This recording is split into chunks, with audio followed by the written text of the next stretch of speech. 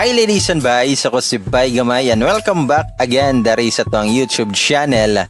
Og karon another confession na sad ang ako ang basahon para kaninyong tanan nga pwede ninyong paminawon wherever you are or whatever you are doing right now. Sa mga wala pa nakasubscribe, subscribe na palihog og palihog na lang pagkog tuplok sa notification bell aron updated mo kanunay. Og syempre sa mga gustong magpa-shoutout, ayaw nyo i-skip ang ads. Bitaw ipang comment lang na inyo ang mga reactions, opinions, and more. Kaya ito na siyang basahon every after na ito magbasa o confession.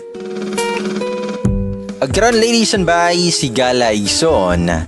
Mga listeners, aniya na ang confession karon.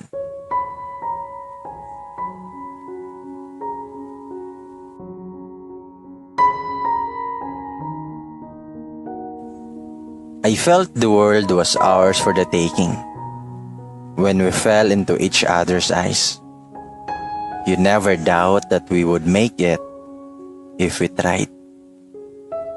I promised I'd never break your heart, never leave you in the dark, and I said my love would be for all time. But that was back when you were mine.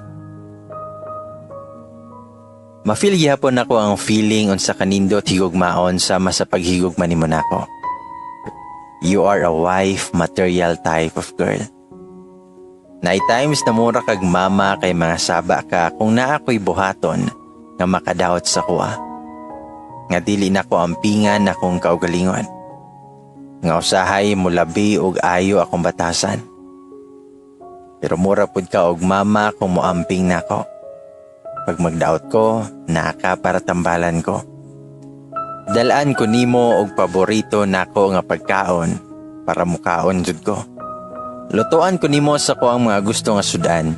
Ikaw ang bae na mabilin sa balay. Dili uso sa imuha ang nightlife. Bisyo nimo? Kaon og movie marathon rataw. Kaon og movie marathon ratawon.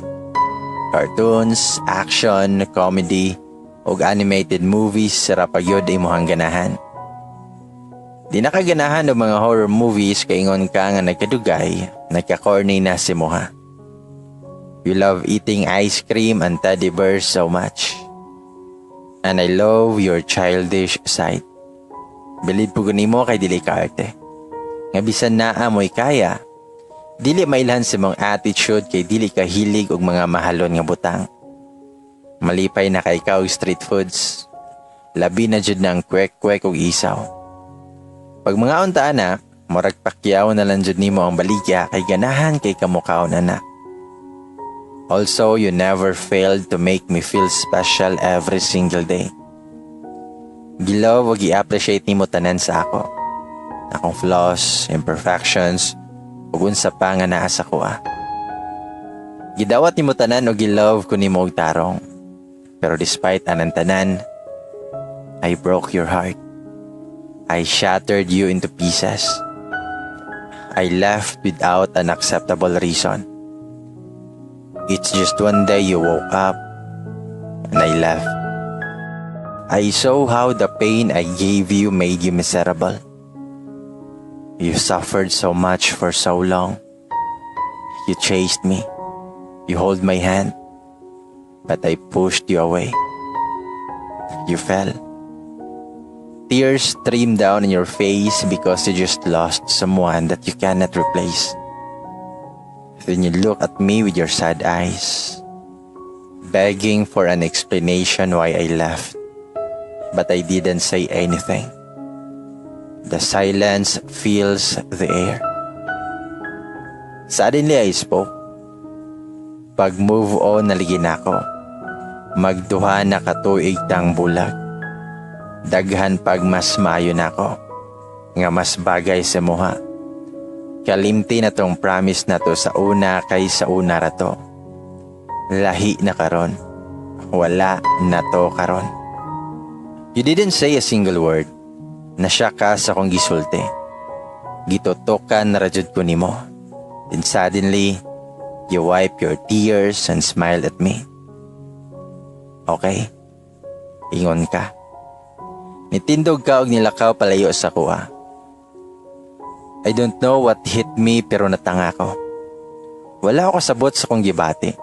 I can't explain. Then after a few months, you came back with your old self. You do not look miserable. You bloom like a beautiful flower. I can see your genuine smile again. Daghan na po'y na-amaze nimo, especially mga lalaki, kay versatile kay ka nga babae.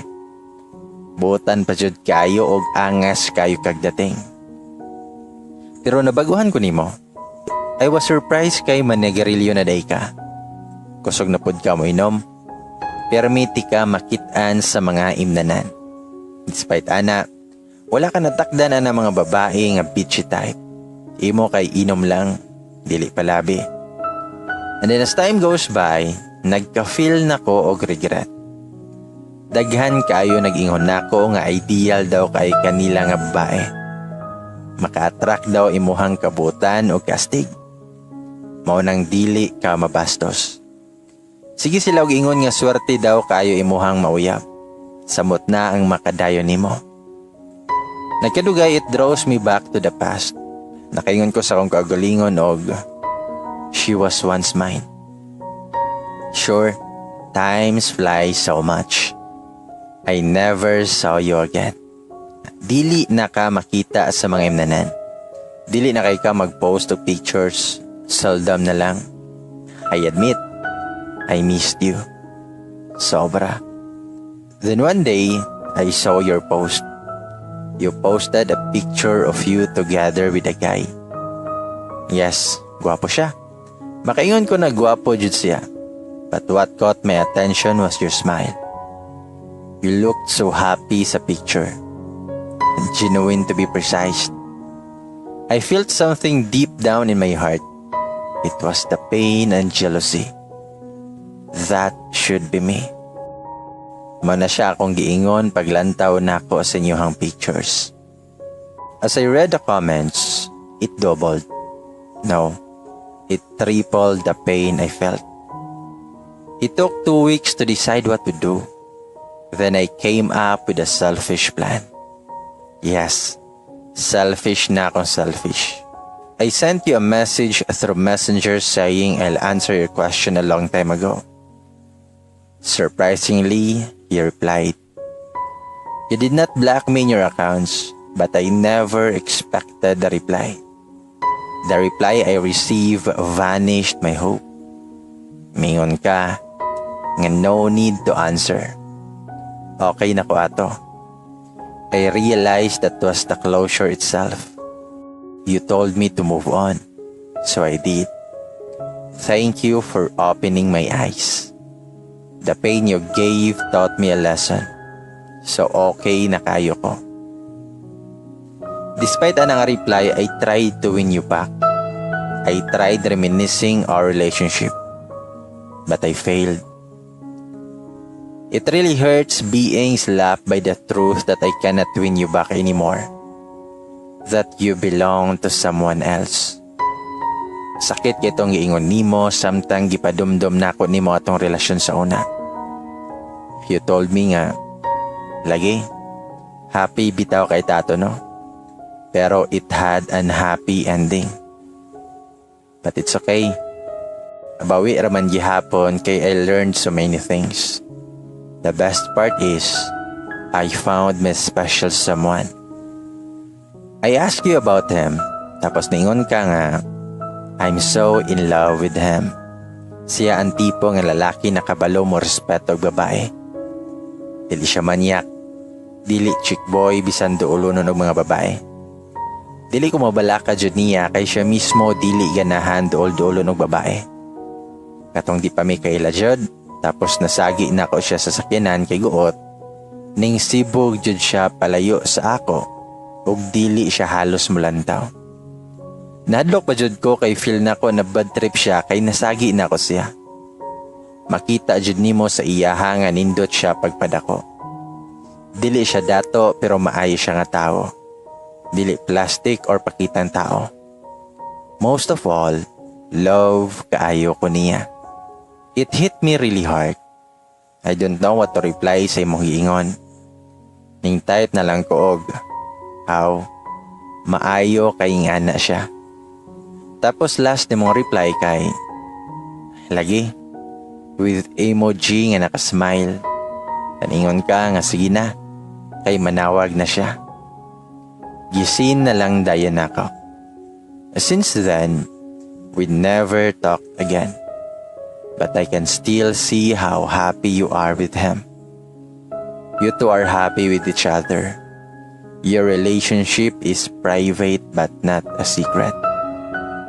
To the man who loved my ex more than I loved her, bye. Keep her. She's a keeper. Taas ko'y nagpasensya. Grabe na ako magpakumbaba. Luoran lang na siya pero grabe.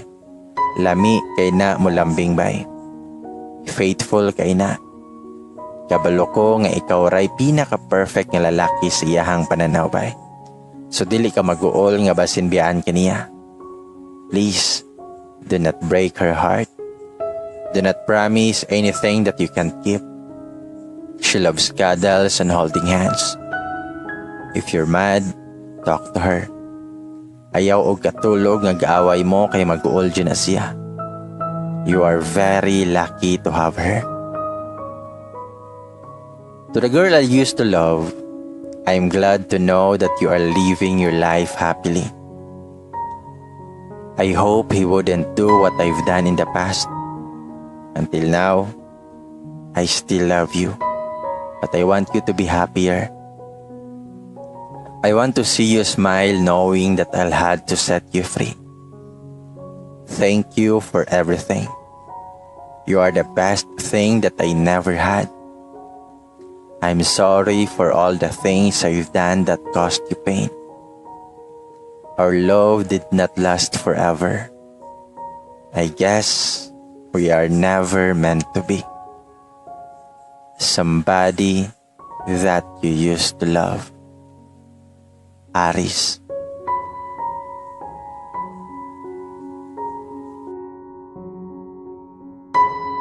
Ladies and boys, so sana sad ka confession nga about sa nasa huli ang pagsisisi. Naadjud kanunay ang pagmahay sa ulahi. Mo nang never ever jud nga i-take for granted na mga tao nga nahigugma sa inyo ha. Mga tao nga gipakita sa imuha kung unsa kaniya ka love. Kanang wala siya ilaing gibuhat kundi higugmaon lang ka, palipayon lang ka ug kanunay nga naa sa imong kiliran.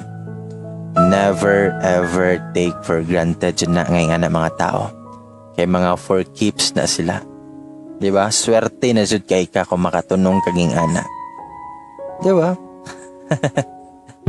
O garon ladies and boys, atong pang basahon ninyo ang mga shoutouts, comments, and reactions and more. Saying hi kang Forsha Jill Bungo. Be strong, Sender. I hope you will be okay, Sender.